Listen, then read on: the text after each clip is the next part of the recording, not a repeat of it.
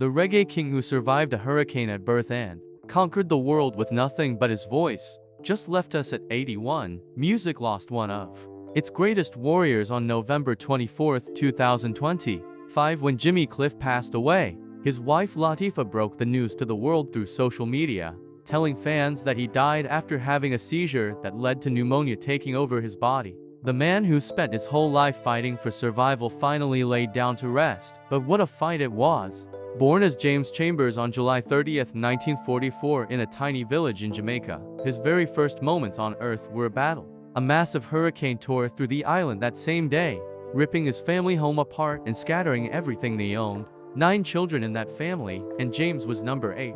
Born into poverty so deep that most people would have drowned in it. No electricity, no running water, barely enough food to go around. But even as a little boy, James had something burning inside him that poverty could not touch. He heard music everywhere, in the rain hitting tin roofs, in his mother humming while she worked, in the street vendors calling out their goods. Music was not just entertainment for him. It was oxygen. It was life itself. When James turned 14, his father made a decision that changed everything. He took the boy from their country village to Kingston, the big city where dreams either came true or got crushed under the weight of reality. The city was rough, crowded, dangerous, especially for a skinny kid from the countryside who knew nothing about urban survival. But James had a plan. He was going to become a singer no matter what it took. He started calling himself Jimmy Cliff, picking that name because a cliff is something you climb to reach the top. Think about the confidence that took, a poor teenager with holes in his shoes naming himself after his future success. He walked the streets of Kingston knocking on doors, getting rejected over and over. Record producers laughed at him, told him to go back home, said he did not have what it takes. But Jimmy kept pushing. One evening he walked past a record store just as they were closing up. Most people would have walked on by, but not Jimmy. He pushed his way inside and started talking to the owner Leslie Kong, convincing him right there on the spot to start a recording business with Jimmy as the first artist. That kind of boldness, that refusal to accept no, that was pure Jimmy Cliff energy. His first 2 songs flopped completely. Nobody bought them, nobody played them on the radio. But Jimmy did not quit. He kept writing, kept recording, kept believing when everyone else doubted. Then when he was just 17 years old, his song Hurricane Hattie exploded onto the Jamaican music scene, shooting straight to number 1 on the charts. The kid from nowhere suddenly became somebody. But success did not make life easy. In fact, it brought a whole new set of problems. As Jimmy started traveling outside Jamaica in the 1960s, he faced racism that cut him deep. People judging him by his skin color before they even heard him sing. Hotels refusing him rooms. Restaurants making him uncomfortable. Radio stations that would not play his music because it sounded too different, too foreign, too black. These experiences hurt Jimmy badly, sending him into dark places where he questioned everything. Out of that pain came one of his most powerful songs, Many Rivers to Cross, about feeling exhausted from fighting and struggling, but having to keep going anyway because giving up is not an option. The music industry tried to chew Jimmy up and spit him out like it does to so many talented artists. Record labels wanted to own him, control his sound, turn him into something commercial and safe.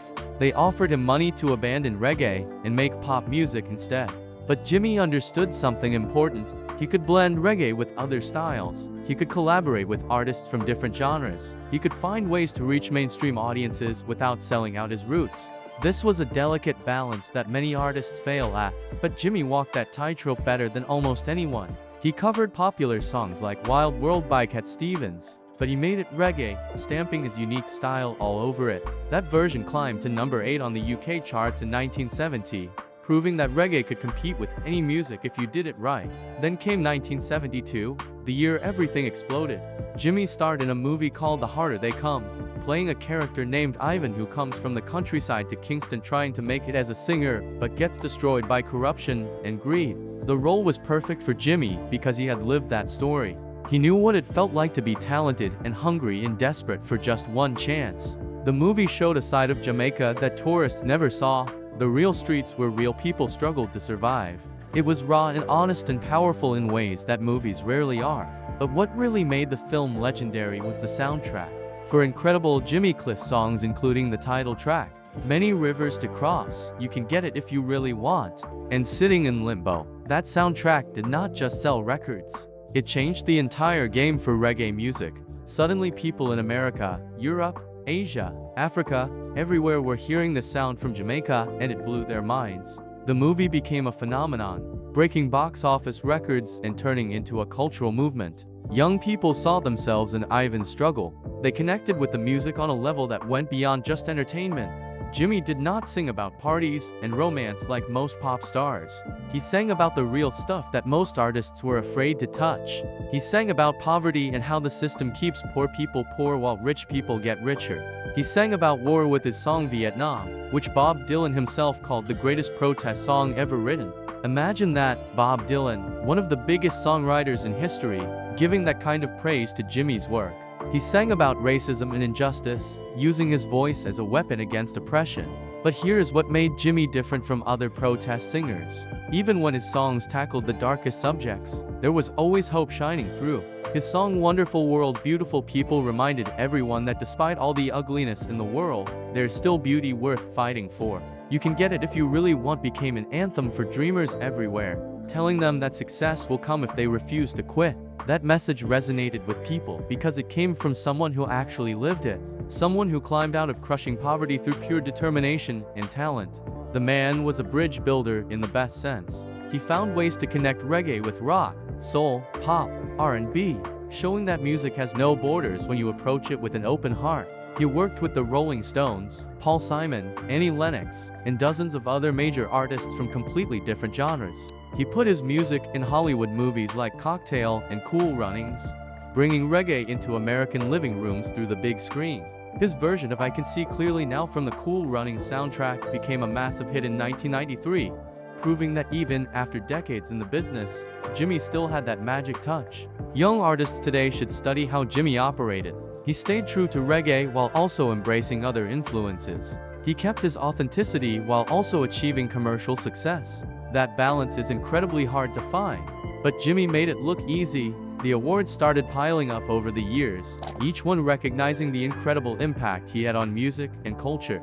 He won 2 Grammy Awards with 7 total nominations throughout his career. In 2010, he got inducted into the Rock and Roll Hall of Fame, becoming only the second Jamaican ever to receive that honor after Bob Marley. At the time of his death, he held Jamaica's Order of Merit, which is the highest honor the government gives for contributions to arts and sciences. Jamaica's Prime Minister said Jimmy's music lifted people through hard times and helped shape the respect that Jamaica gets around the world today. When you have world leaders and music legends all stopping to honor your memory, you know you touched something eternal. But behind all the fame and awards was a devoted family man who kept his personal life private. His wife Latifa was the steady force behind his larger-than-life personality, staying out of the spotlight while supporting him through decades of tours and recordings. Together they raised 3 children, daughters Lilty and Nabia, and son Aiken. Jimmy talked about how his kids showed musical talent from young ages, with his daughter being a gifted singer and his son talented on drums. Lilty even worked with her father on his 2022 song Racism, carrying on his legacy of using music to fight injustice. Jimmy was intentional about giving his children normal lives away from celebrity pressures. He taught them values like honesty and hard work without forcing religion on them. He said that although music was his calling, family was what made him truly happy. That perspective kept him grounded when fame could have easily turned his head. Jimmy's spiritual journey took interesting turns throughout his life. He spent time in the Rastafari movement, then converted from Christianity to Islam, and eventually adopted a more universal outlook that embraced science and different belief systems. He was always searching, always growing, never satisfied with staying in one place mentally or spiritually. This evolution showed up in his music, which somehow spoke to people of all backgrounds because at its core it dealt with universal human experiences that everyone could relate to, whether you were religious or not. Jimmy's songs about struggle and hope and love connected with something deep in your soul. The influence Jimmy had on music cannot be measured in awards or sales numbers. He did not just make reggae popular, he made it respected worldwide. Before Jimmy and The Harder They Come, reggae was background music for beach resorts, something tourists heard while sipping drinks. After Jimmy, reggae became the voice of revolution, the sound of people fighting for freedom and justice everywhere. Hip-hop pioneers looked at The Harder They Come and saw the blueprint for their own stories about coming from nothing and battling against systems designed to keep them down. Rock musicians learned they could blend reggae rhythms into their sound and create something fresh. Pop stars realized that music with deep messages could still top charts if you made it with enough passion and skill.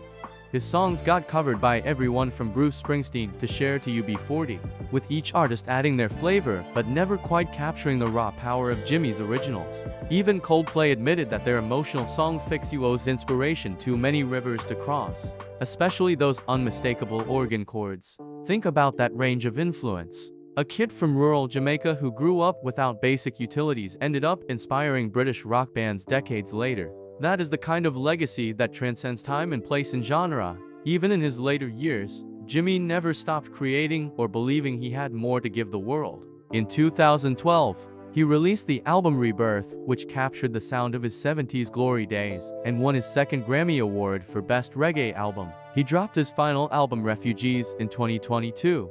Still making music that mattered right up until the end. He told interviewers that he felt he had not completed his mission on this planet yet, that he still had things to say through music and films. That drive, that sense of purpose, that refusal to coast on past achievements, that was Jimmy Cliff until his final days. Since his death, something beautiful has happened.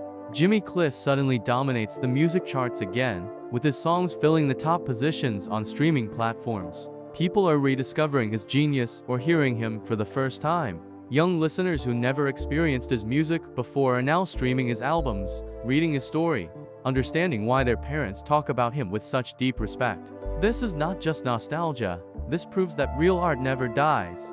It just finds new ears and new hearts to move. The tributes pouring in from around the world tell you everything about his impact. Artists, politicians, fans from every background shared their memories and gratitude. Social media filled with videos of people singing his songs, sharing stories about what his music meant during their darkest moments. In Jamaica, people mourn like they lost family because in many ways they did. Jimmy represented the best of what their island could produce. Someone who took their culture and made the whole world respect it. What made Jimmy truly special was not just talent or success, it was his heart. He never forgot what hunger felt like, what it meant to be looked down on, to have doors slammed in his face. That empathy, that connection to struggle, made his music so powerful. When he sang about rivers to cross, you felt every difficult step of that journey. When he sang that you can get it if you really want, you believed him because he lived that truth. When he sang about a wonderful world with beautiful people, you wanted to help make that vision real. Jimmy once said what he learned was turning bitterness into sweetness. That might be the most important lesson from his entire life. He had every reason to be bitter, every excuse to be angry at a world that made things so hard. But instead he chose to create beauty, spread hope, lift people up rather than tear them down. He could have used his platform just for money and comfort, but he used it to fight for justice, speak truth to power, remind people they have worth and dignity no matter how poor or powerless they feel. The music industry today looks very different from when Jimmy started as a teenage boy with big dreams. Streaming changed how people discover music. Social media changed how artists connect with fans. But some things never change. Young artists still face the same battles Jimmy fought, trying to stay authentic while achieving commercial success. Dealing with labels wanting to control their sound. Pushing through rejection and doubt and failure. Jimmy's story is a roadmap for all of them, showing it is possible to win on your own terms if you refuse to compromise your vision. His legacy lives on in countless ways. Every time reggae plays on radio, Jimmy helped make that possible. Every time artists use their platform fighting injustice, they follow Jimmy's example. Every time someone facing impossible odds refuses to give up on dreams, they live out the message of you can get it if you really want. Every time a kid from a poor neighborhood believes they can make something of themselves, Jimmy's spirit encourages them forward. In her announcement, Latifah thanked everyone who shared Jimmy's journey and asked fans to know their support was his strength throughout his career, that he really appreciated every single fan. Those words matter because they remind us artists are not just entertainers, they are human beings pouring hearts and souls into work and depending on our support to keep going. Jimmy felt that connection with fans deeply, whether performing for thousands at festivals or meeting someone on the street wanting to share what his music meant to them. The love outpouring since his passing shows he succeeded in his mission. People are not mourning a celebrity, they grieve someone who felt like he belonged to all of us, someone whose music was the soundtrack to our lives, whose words gave strength when we needed it most. In living rooms and cars and headphones worldwide, people play his songs and cry and smile and remember and feel grateful this man existed and shared his gifts. Jimmy Cliff's story is ultimately about transformation. He transformed poverty into purpose. He transformed pain into power. He transformed a local Jamaican sound into a global phenomenon. He transformed himself from James Chambers into a legend. But more than anything, he transformed lives. He showed people where you start does not determine where you finish. He proved one person with enough determination and talent and heart can change the world. He demonstrated music is more than entertainment. It is medicine for broken spirits, fuel for tired souls, hope for desperate hearts. So what can we learn from this incredible life?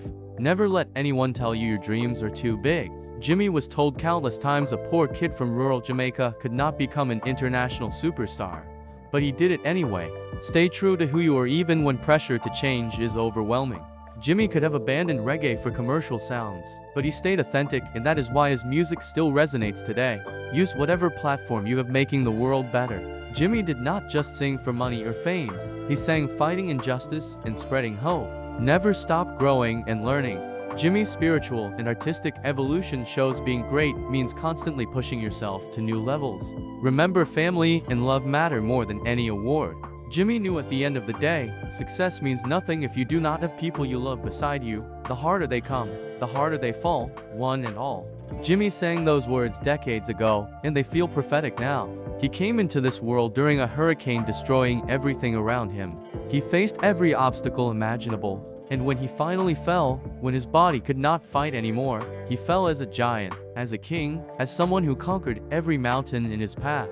The world is quieter now without his voice, but his music plays on, his message echoes forward, his spirit lives in everyone refusing to let hardship define their destiny. Rest in power, Jimmy Cliff. Thank you for the music. Thank you for the hope. Thank you for showing us what is possible when talent meets determination meets heart. Claude can make mistakes. Please double-check responses.